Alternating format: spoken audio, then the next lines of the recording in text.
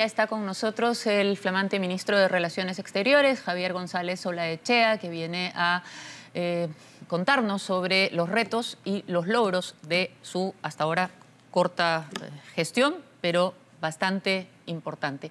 Buenas noches, ¿cómo está? Gracias por venir aquí, a Cuarto Poder en primer lugar. Empecemos directamente con lo que ha logrado usted en estas reuniones de APEC. Muchas gracias, buenas noches. Gracias, Sol. Los logros son del Perú, encabezados y liderados por la Presidenta Constitucional de la República. Básicamente concurrimos a APEC, esta reunión global que reúne a las 21 economías más importantes del Asia, aproximadamente que concentra el 62% del PBI global y el 48% del comercio mundial. Y tras lograr también la Cancillería, el Ministerio de Comercio, la sesión, la entrega formal de APEC, porque el Perú recibe como país anfitrión todo el año 2024, que son más de 130 reuniones a lo largo y que terminan en octubre, un gran compromiso. La Presidenta Constitucional tuvo 7 reuniones bilaterales con jefes de gobierno, con sus pares, lo cual es un récord histórico. Cualquiera puede mirar en APEC 7. En el caso de la presidenta, sí. Boluarte es especialmente importante porque en los últimos viajes, digamos que la impresión que había dejado no había sido precisamente buena. Incluso la renuncia del anterior canciller se debió a un supuesto encuentro bilateral que nunca se produjo. Ahora sí lograron 7 reuniones, entre ellas una con el líder chino Xi Jinping. ¿Por qué? ¿Le puede explicar a nuestro público por qué es importante, por ejemplo, esta reunión? Bueno, en primer lugar, por la trascendencia e importancia de China, que es un socio estratégico comercial del Perú muy importante. La reunión fue realmente espectacular, una reunión de 40 o 35 minutos, sin precedentes, con todos los equipos de trabajo donde se abordaron temas muy puntuales y a quien la Presidenta de la República invitó a visitar oficialmente, además de concurrir a APEC próximo año como en una visita de Estado y también a promover las inversiones chinas en el Perú, como así lo ha hecho con todos los jefes de gobierno, con sus pares, en estas 7 reuniones bilaterales que, como digo, no tienen precedente y que cada una tuvieron, permíteme, Sol, tuvieron una agenda específica, una, en donde lo común era invitar a sus países a invertir en el país, en el Perú, explicar claramente que hay una garantía constitucional y legal respecto a la promoción y el tratamiento de las inversiones extranjeras en igualdad de condiciones que la inversión nacional, ratificando además que hay una estabilidad macroeconómica con un banco central independiente o autónomo, con una muy baja inflación y que pone por el lugar geográfico, este ha sido el mensaje de la Presidenta en todos los encuentros, también con los líderes empresariales y también con los encuentros en donde se ha hecho énfasis respecto al rol de la mujer y al poder de la mujer en liderando economías, empresas, familiares y demás. De manera que no solamente ha habido encuentros bilaterales, sino también con inversionistas. Por ejemplo, en la reunión con inversionistas fueron más de 200 empresarios exclusivamente al encuentro de la Presidenta de la República. Esto significa en la práctica no solamente un reconocimiento de el Perú como un país atractivo, sino que además que se trata al extranjero, al inversionista y obviamente a quienes concurran durante todo el año al Perú, como un país hospitalario, como un país que sabe además respetar su palabra.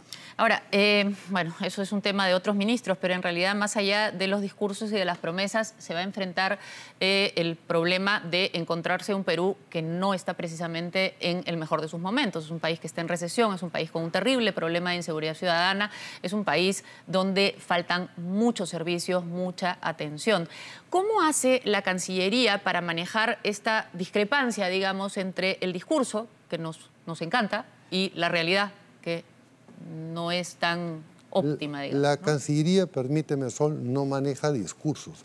La Cancillería tiene que salvaguardar los intereses permanentes del Perú, en concordancia con las necesidades y las urgencias nacionales.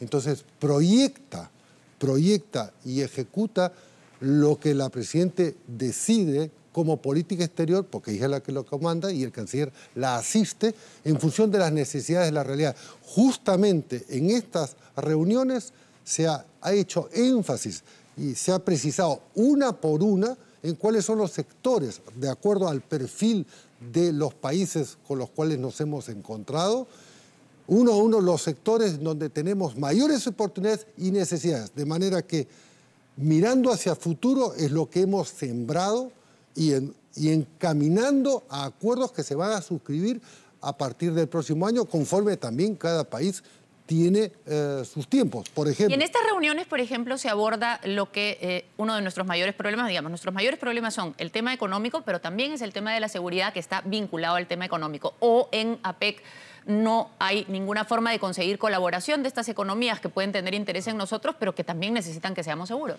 APEC es un foro económico, pero evidentemente uno no puede divorciar la realidad económica de la realidad política. Es decir, el mundo está interconectado. Han habido oportunidades en estos encuentros bilaterales de la Presidenta y otros para enfatizar cuáles son nuestras necesidades y, por ejemplo, cooperación técnica.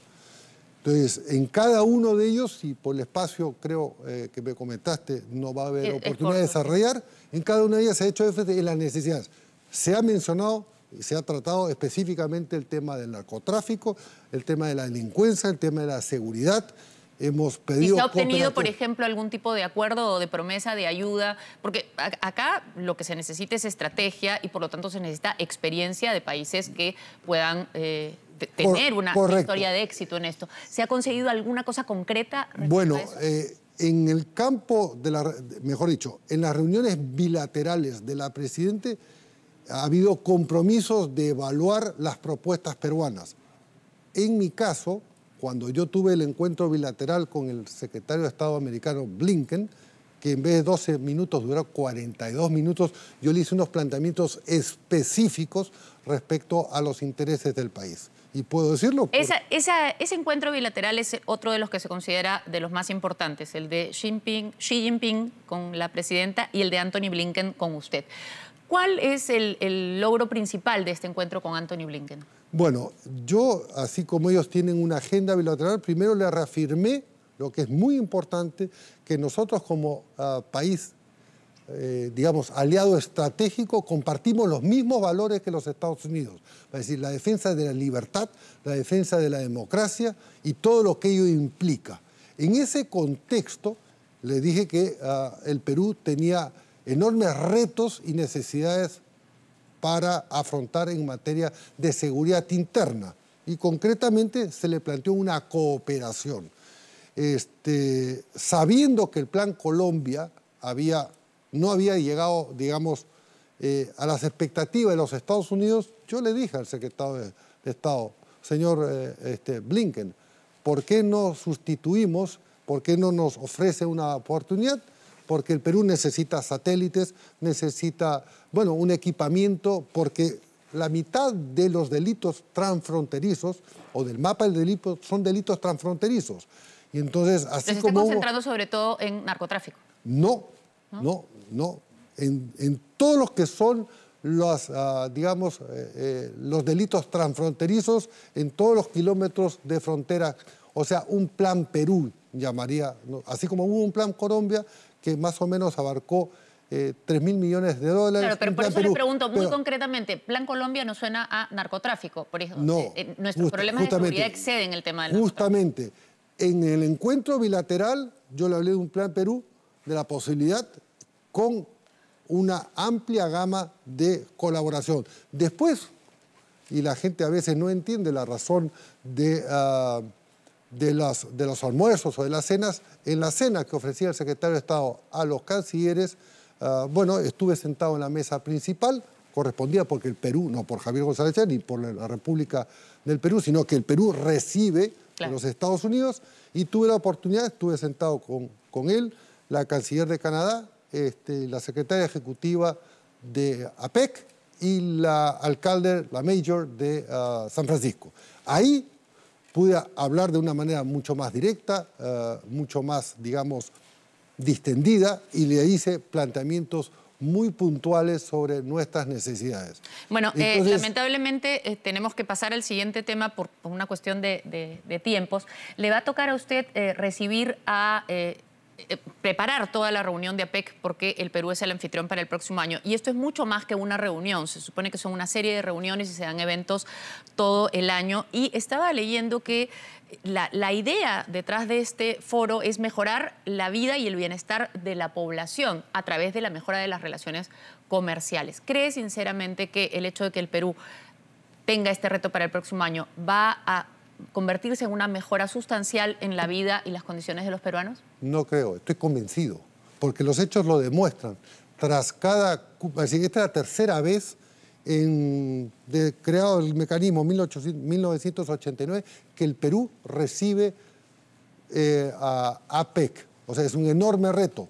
O sea, ha sido privilegiado el Perú porque son 21 economías, nacieron 12 economías, 21 que se le vuelve, esto fue el 2016, con lo cual ratifica, y fue un poco la sustentación en el Congreso del viaje de la señora Presidente, ratifica que el Perú es un país estable y está a la altura del reto. Ahora, que el reto es mayor, claro que es mayor, porque la situación del mundo ha cambiado, inclusive para darle seguridad a todos los líderes, a los cuales se les ha invitado oficialmente, a varios de ellos, de realizar antes o después de APEC, a realizar visitas de Estado para suscribir mayores acuerdos de cooperación. Es también un reto para la ciudad de Lima, pero también lo mencionó la señora Presidente, que Cusco va a recibir Valle del Urubamba, Arequipa, Piura, Pucallpa y Trujillo. Vale decir, va a ser un APEC descentralizado.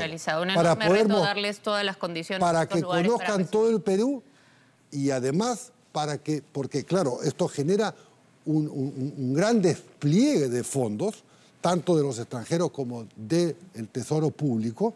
Y se va a tener que invertir en estos lugares para... Pero siempre se recupera, siempre se recupera. Lo que a mí me han demostrado con cifras es que los países anfitriones, por el hecho de recibir, lo que invierten se recupera. Yo no puedo dejar de hacerle una pregunta que tiene que ver con su entusiasmo. Ahora, lo veo sumamente entusiasmado, ha tenido un buen logro, es reconocido por muchas personas al organizar este viaje. Es logro del país. Bueno, el país ha tenido con su gestión un buen logro en esta presentación de la señora Presidenta, que no estaba quedando muy bien en los otros viajes. Pero al ver su entusiasmo no puedo dejar de preguntarle por el tema del cambio. Yo encontré que en alguna de sus columnas o entrevistas había dicho usted: en política lo que aprecia la gente es la coherencia. Se refería en ese momento a la alianza de Verónica Mendoza con el señor Cerrón. Usted ha escrito en el pasado cosas muy duras sobre la presidenta Dina Boluarte, también sobre la CID. Ha tenido posiciones muy controversiales. Por ejemplo, usted sostuvo que había habido un fraude en las elecciones en las que la señora Boluarte fue elegida como vicepresidenta. ¿Cómo ha conciliado todo esto con su aceptación del cargo ahora? Una cosa es la opinión de un ciudadano, en este caso Javier González Olachea, y otra cosa es la opinión del canciller de la República. Si a mí un gobierno de sucesión constitucional en un momento de, vamos a decir, de grandes necesidades, me ofrece la oportunidad de servir al país a través de un gobierno constitucional reconocido por todas las autoridades nacionales competentes, va a decir Tribunal Constitucional, hasta por la propia OEA, yo no puedo, sabiendo perfectamente el gobierno a quién convocaba, porque fue el presidente del Consejo de Ministros que me hizo la invitación, y después conversando con la señora, conforme a la Constitución, después conversando con el presidente de la República, yo dije, bueno, yo he hecho críticas, si me ofrecen la oportunidad de aportar al país con lo que yo puedo hacer, con mis competencias, arriesgando también, obviamente, que puedan salir preguntas como las que tú con todo derecho me formulas, yo no puedo decirle que no a la Presidenta de la República y a mi país.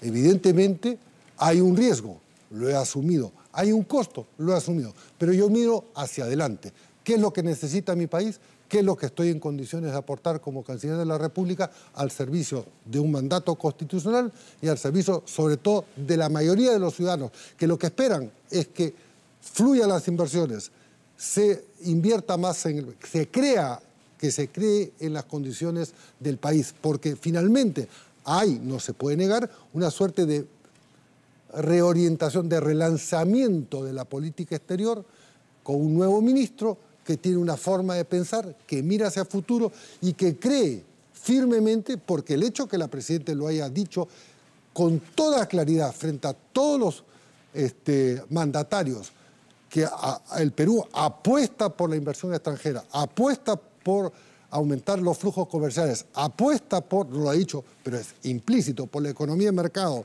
y además ha ratificado las bonanzas de la estabilidad económica, que es un reconocimiento al papel del Banco Central y además mencionando que el Perú además es el país de más baja inflación.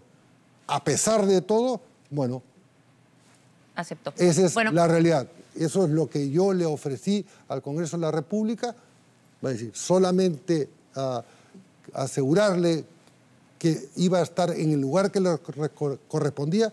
La transmisión del presidente Biden a la Presidenta de la República y lo demás se fue logrando el camino con trabajo en equipo, con el apoyo del MINCETUR, con el apoyo de la gente de la PCM, con el apoyo de la Cancillería, a la que yo aprecio y tengo en mi corazón, liderado por la Presidenta de la República. Eso es lo que se ha logrado hasta la fecha. El próximo año hay que ser los mejores anfitriones. La valla es muy alta, pero estamos en condiciones de ofrecer que vamos a dar lo mejor de nosotros. Muchísimas gracias, señor Canciller, por haber estado aquí esta noche con nosotros. Le deseamos la mejor de las suertes, que es la suerte de nuestro país. Ojalá que vengan buenas inversiones, inversiones de empresas honestas y que nos ayuden con el tema de la seguridad ciudadana